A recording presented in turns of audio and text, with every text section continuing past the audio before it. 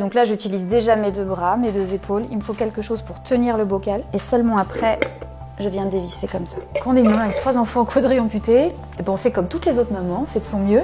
Alors le téléphone, je le prends comme ça. J'étais pianiste et danseuse, tu vois, et on veut me couper les pieds et les mains. Je me suis dit, mais qu'est-ce qui se passe, quoi. Enfin, cette expérience, en fait, m'a donné une force que je ne connaissais pas. Il y a déjà beaucoup de choses qui me font dire que j'aimerais pas revenir en arrière si je le pouvais. Je m'appelle Lucie Retaille, j'ai 43 ans, j'ai 3 enfants et j'ai été quadri-amputée l'année dernière suite à un paludisme sévère. Mon beau-frère m'appelait à bras raccourcis. On me disait beaucoup au début, pas de bras, pas de chocolat. Je disais, mais les gars, j'ai mes bras en fait, j'ai juste pas de mains, pas de pieds, donc trouver autre chose, faut en rire, sinon c'est pas marrant quoi.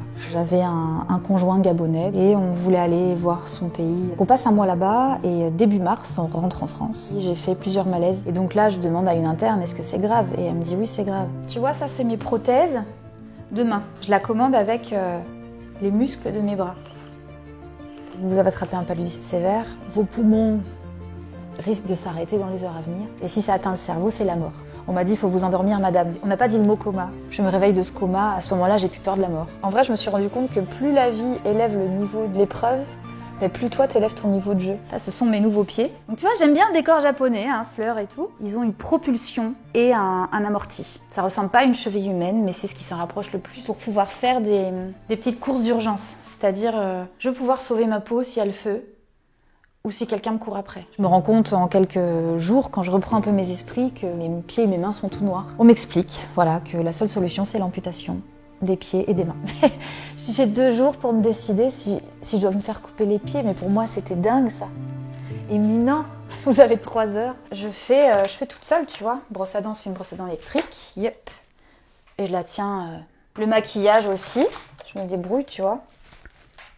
Et c'est comme s'il y a eu à ce moment-là une sorte d'accord à ça. Si c'est ça que ça veut, si c'est ça qui est voulu pour moi, alors d'accord. Le hasard ou je ne sais quoi a fait que je me suis fait opérer la veille de mon 42e anniversaire.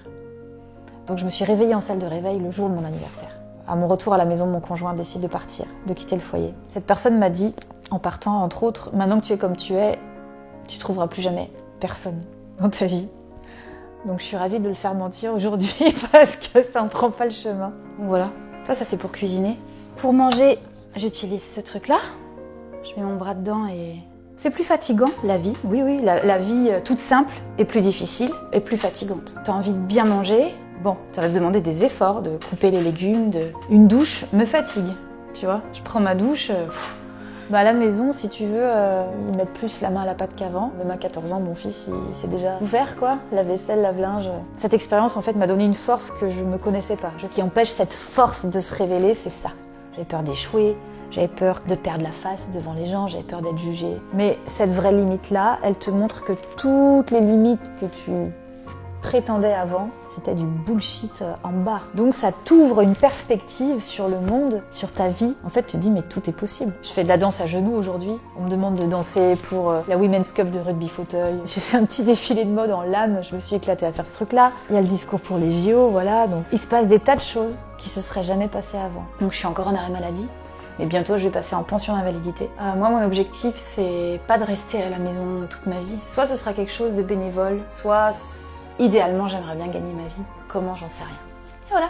Il y a un projet de livre en cours sur cette histoire et ses apprentissages. Soit t'as le pouvoir dans ta vie, soit tu l'as pas. Donc quand les choses vont pas bien, t'as le pouvoir aussi, soit de changer, soit d'accepter. Mais moi, ça m'a aidé d'accepter ma vulnérabilité. Parfois, et encore aujourd'hui, et toute ma vie, et comme tout le monde, je passe par des phases qui sont dures. La définition de la résilience, c'est les hauts, les bas.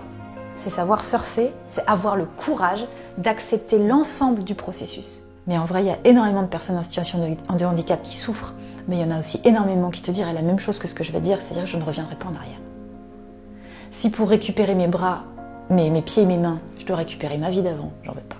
Ma mentalité d'avant, mes peurs d'avant, j'en veux pas.